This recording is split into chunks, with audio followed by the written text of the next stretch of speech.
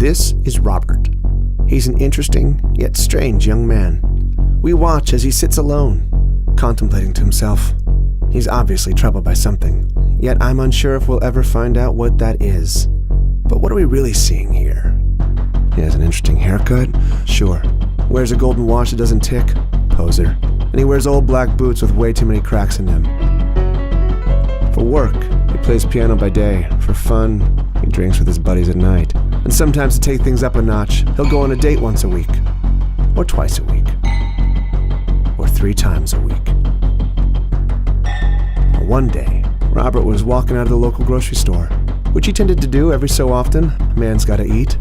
Only on this particular day, something stopped him in his tracks. It was an envelope of cash lying on the ground. Unsure of how to react, Robert looked around for a moment, then looked back.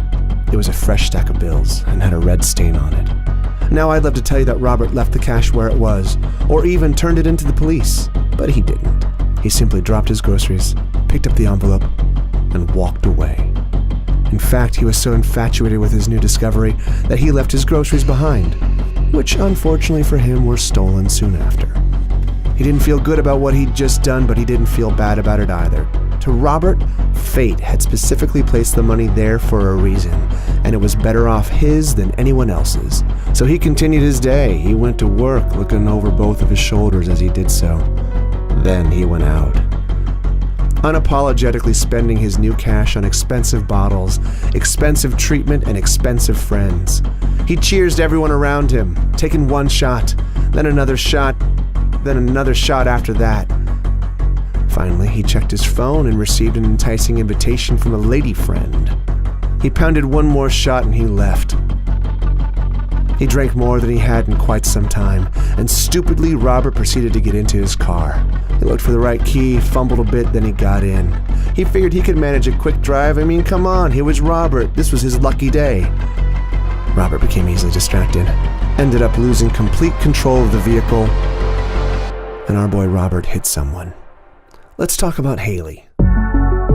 She's young, peculiar, wears dark clothing, and spends her time in obscure parts of town, like this subway, for instance. She's unpredictable and definitely lives by her own rules. She wears low-key punk rock boots, has straight dark hair, and always wears long coats. I mean always. But most interestingly, she has eyes that sometimes change color. And although she has a kind face and a unique style, don't be fooled. Haley claims to suffer from kleptomania. For those who don't know, kleptomania is an impulse control disorder that results in an irresistible urge to steal. And that's exactly what Haley does.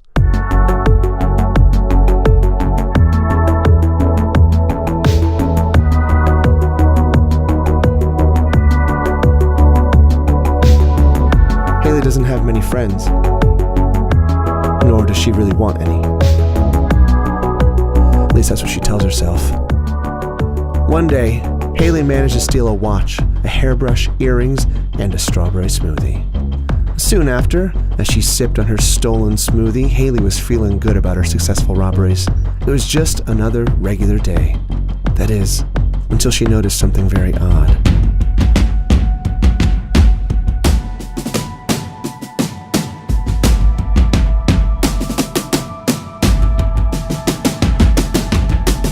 It was a man running with a bag of fresh cash, and no one was chasing him. Her thievery had company after all. Impulsively, she called the police. That's right. A girl who had just broken various laws herself just called the cops on this man. Was she a changed person? Or was she just protecting herself? Well, a few moments later, she came across 2 bags of groceries sitting on the ground. As it turns out, Haley hadn't changed at all.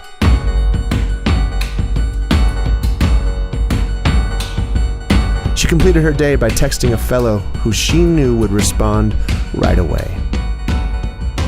2 words were capable of captivating the young man's attention completely. Come over. That was her message. This is it. This is her life. Let's move on to Anthony. Anthony is a criminal. Being a criminal is what he knows, it's what he thinks about, and it's what he does. Anytime he's tried to live life according to good morals, he's failed miserably. To Anthony, there's only one thing you can do when something is wrong, and that's to do something that's even more wrong. Anthony would spend many of his nights finding ways to defy the law, although he was never very lucky. He would get caught almost as often as he would commit crimes, and this time it cost him a year in prison. After the long 12 months, he was finally released and returned home to his wife.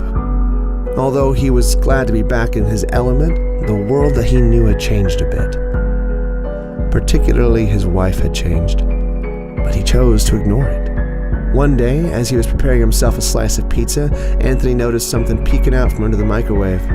It was a letter. He opened it only to find overdue balances. His wife, who he loved, was in debt. He didn't want to commit another crime, but he needed to get his wife out of the hole. So Anthony did what Anthony knows how to do best. He robbed a bank.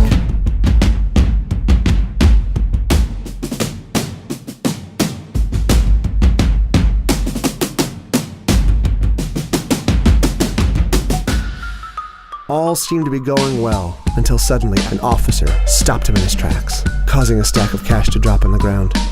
And that was it for Anthony. What about Brenda?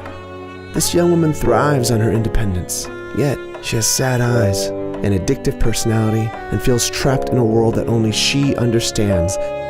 She serves coffee by day, works as a hostess by night, and spends the rest of her day watching time go by as she waits for her husband to be released from prison.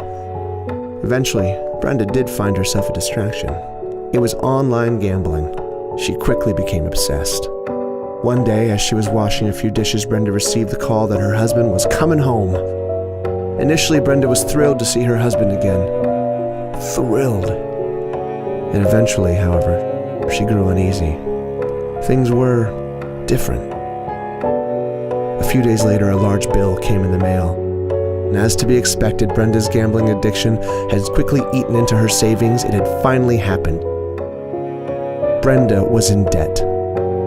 She decided to hide the letter so her husband wouldn't see. Brenda then grabbed her coat, her keys, and left. She walked around the city streets all day with no motive or destination. Things were supposed to be perfect again, but instead she was in debt. She didn't know what she was going to do. Lost in her thoughts, Brenda got into her car that night, and before she could even buckle up, Brenda got hit. So, what does all this mean? Let's recap. Had Brenda not been addicted to gambling, she wouldn't have been in debt. Had she not been in debt, Anthony wouldn't have been motivated to rob a bank. Had Anthony not robbed a bank, Haley wouldn't have called the police. Had Haley not called the police, Anthony wouldn't have dropped the cash. Had Anthony not dropped the cash, Robert never would have found it. Had Robert never found it, he would have never had a reason to celebrate and get drunk. Had he never driven drunk, the accident would have never happened. I think what I'm trying to say is, we are all inevitably connected in some way. Every single one of us, all over the world. What one person does affects another. Like dominoes. One of us falls, and the other follows. And this keeps going, and going, and going, until we've all fallen.